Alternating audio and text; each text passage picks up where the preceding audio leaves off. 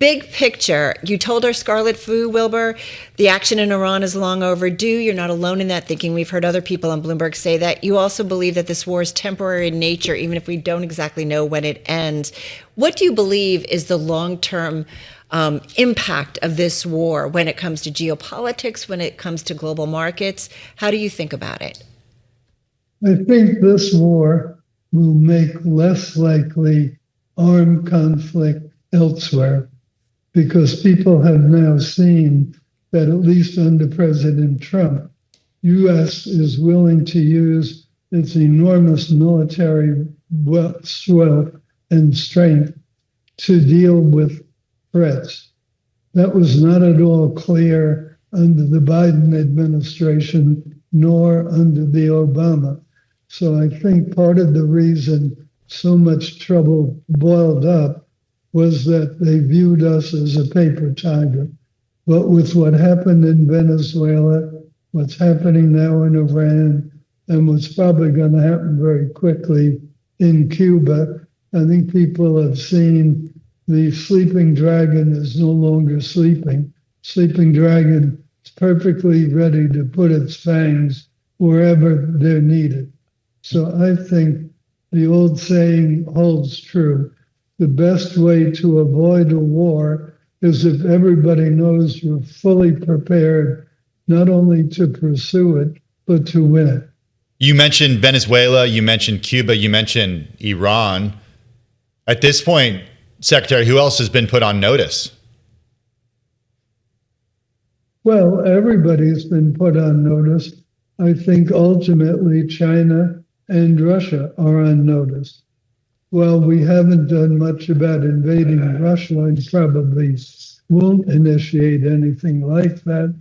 We have provided support of one kind or another to Ukraine, and we certainly have been arming Taiwan, and even more importantly, we've been moving a lot of the semiconductor technology from Taiwan to the United States. So we're becoming both less vulnerable in the event something happens on Taiwan, and yet also showing that we're very interested in it.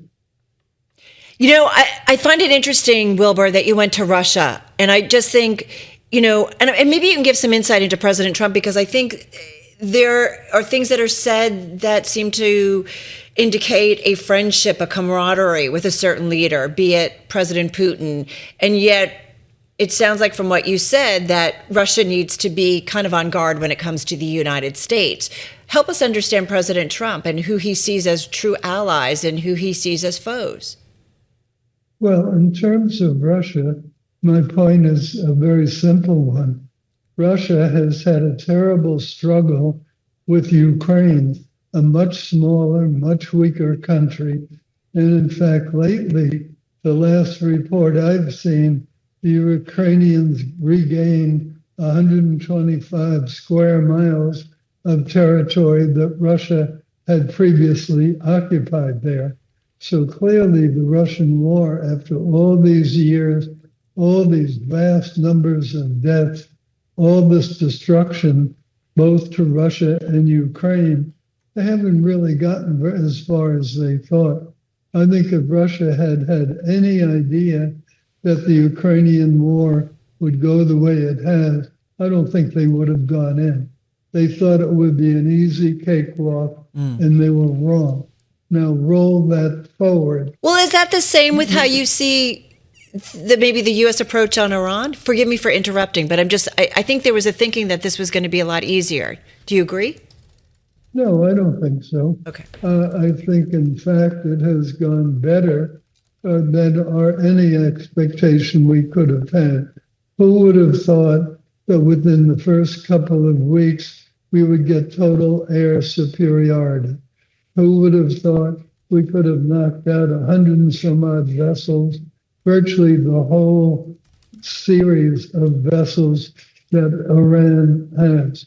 Who would have thought we could have done as much damage to the missile site and to the nuclear facilities as we have. So I think the war has gone much more rapidly than we could have thought. And I think the most remarkable and fortunate part is that there have been so few American casualties in the war. Now, even one casualty is a horrible thing, and I would have felt a heck of a lot better without it. But when you consider everything, it's been very, very small. My big fear had been American soldiers coming home in body bags week after week after week. I think that would have caused a lot of unrest within our population. But the other big strategic message, we knocked out their air defense mechanism pretty quickly. Iran is essentially defenseless against our attack. And if you roll back to Venezuela, they knocked that out within a few minutes. And guess whose defense system that was? That was the Russian defense system. So you asked, why would Russia give second thoughts? I think they would give second thoughts because they've just seen what it means to have the U.S. push too far. Right. We're speaking with Wilbur Ross, Chairman, President, and CEO of Ross Acquisition Corp., also former U.S. Secretary of Commerce. Mr. Secretary, you mentioned the movement of chip production from Taiwan to the United States that's happening very slowly, and analysts don't know if it can ever happen completely. But you are known for your investments in industries that were once thought long gone, especially in the U.S., steel plants, textile mills. The president certainly wants to bring back that type of manufacturing to the United States and build it up here. I'm curious on your view about how national security concerns are changing that globally. Apart from semiconductors, how are you thinking about some of these other industries that the president is supporting? Well, he's supporting all technology, and I think that's the right direction to go, because any future war is going to be fought in space and in cyber. So I think directionally, he could not be more correct than what he's doing. I also think that he's correct in fostering AI, because AI is what will produce more productivity and therefore more economic growth. Every big technological innovation has always had the longer term effect of adding jobs, but it redefines them. So we need to be sure that our educational system can keep up with the needs for an increasingly technical economy. And as long as it does, I think we'll be there. Now, why is that important? The way we won World War II and the way I believe Reagan won the Cold War was the Russian military and the Russian civilian economy could not keep up with him. And therefore, at the end of the day, a very, very key component of defense strategy is economic power.